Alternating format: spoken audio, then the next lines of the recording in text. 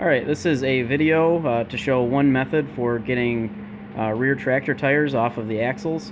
In this case, we've got one up here in a vise because beating and banging on it, the owner had actually broken the axle out of the rear end. So ideally, you'll be working on a tractor tire that's still horizontal on the tractor. In this case,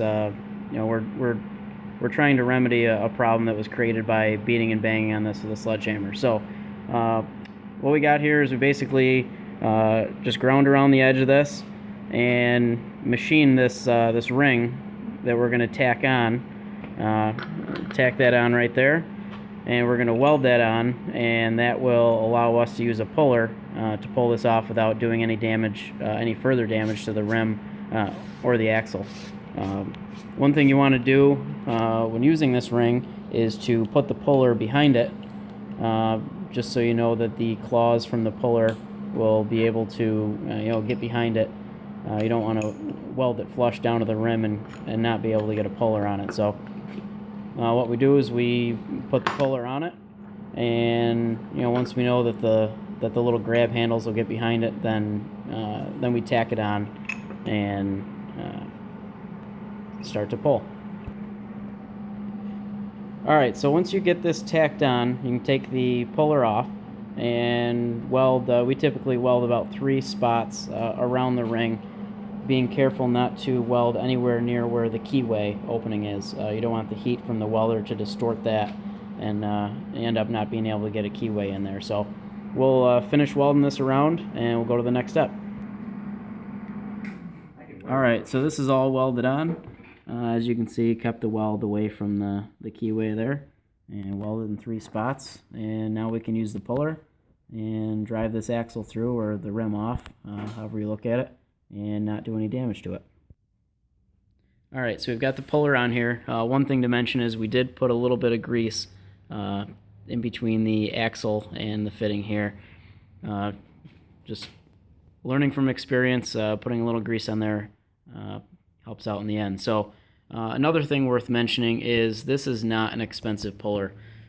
We've got expensive pullers here, but this is I think this was a $13 puller. So it's not a huge investment.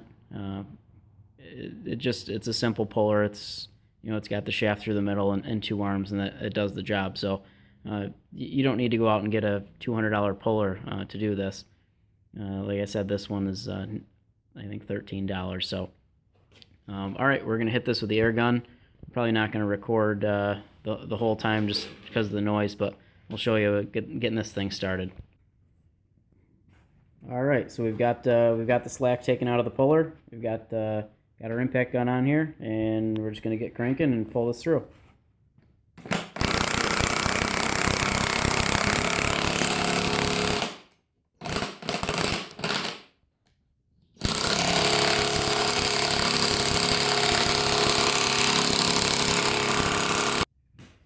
Alright, so we have this most of the way off. We just stopped. We took the puller off and just let it cool down for a minute. This axle is really rusted on there, and if it's real tough on the puller, it'll generate a lot of heat. You can end up messing up your thread. So if it's not coming off easy, get about halfway or third way and take a break, let it cool down a little bit. And it also gave us the opportunity, once the axle was beyond the edge of the rim, we could put a little bit of penetrating oil in there while we wait. So we added some more grease back in there on the end of the axle, a little bit of penetrating oil, and we're going to get going again. Now, if the puller isn't long enough to push all the way through, you can always throw like a socket or something like that in there, just give you a little bit extra length. So we are going to finish this off and push this through. Ready?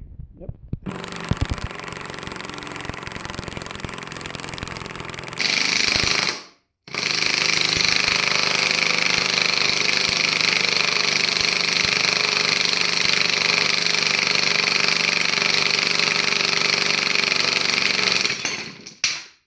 All right. So now we've got our puller off of here. Now we've got our axle separated from our rim, and we did it without using a sledgehammer or a blowtorch. Don't really want to use a lot of heat around these tires.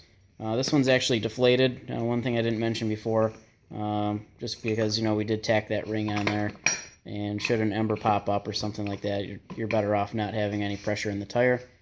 Pop this out of here.